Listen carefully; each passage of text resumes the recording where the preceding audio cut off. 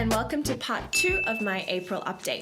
There's been a lot of stories about China's wet markets. Last weekend, wet markets in Wuhan, China reopened. The World Health Organization says wet markets are crucial to accessing food supplies and they need to continue operating. A lot of international leaders are condemning China's move in reopening its wet markets. Peter Dutton has called for a review of Australia's relationship with the United Nations and its various organizations. In China, the selling of wild live animals has actually been banned by the government and by the World Health Organization since February. But when you're seeing news headlines and images of China selling exotic, wild, dangerous animals, it can get easy to associate China with this form of wet markets. It's important to remember that it's only a very small amount of wet markets in China that are actually participating in the selling and the trading of wild animals. Next, an update on racism against Asian Australians in the wake of COVID-19. There have been more episodes of racism in the past week and a half. It's sad that that's what's dominating the news headlines at the moment. Some have been frankly embarrassing. Good on you. Do you understand? Good on me.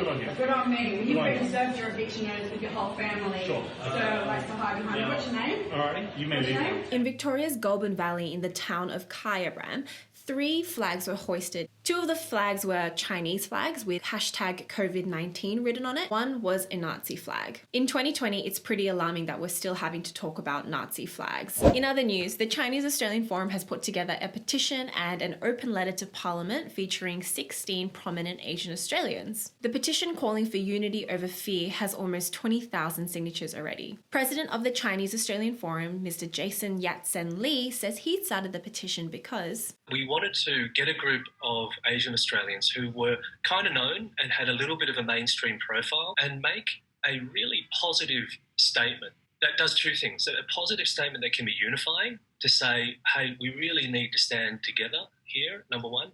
And number 2, that could tell the victims. A lot of people cop this stuff and they don't have a profile, they're not particularly well connected, and they just sort of cop it, they suffer in silence. And we wanted to say to those people, look, you're not alone, we stand with you. I've added my name to the petition, so if you get a chance, please add yours to stand for unity over fear. On a similar note, Prime Minister Scott Morrison has addressed the nation in condemning racist attacks. I'm massively disappointed because it's just so wrong. It's so against who we are as a people. I mean, we're all in this together, and as I think just said, it was the Chinese Australian community that actually protected Australia so early on in this virus outbreak around the world.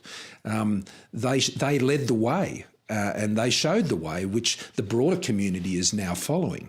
And I think it would appall most Australians, if not all, some of that behaviour, and I'm sure it'll be checked because that's just not how we do things. So the last item in this update. While many Asian Australian businesses are pivoting online, many international students are weeks away from homelessness. According to the SBS, there are 565,000 international students in Australia. Many work in either retail or hospitality sectors.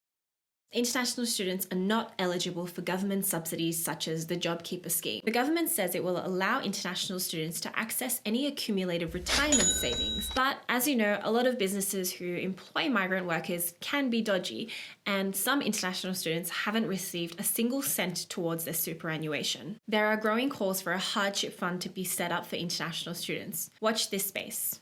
And that's it from me for April. Thank you so much for your support. I wouldn't be here without it. And I'll see you in May.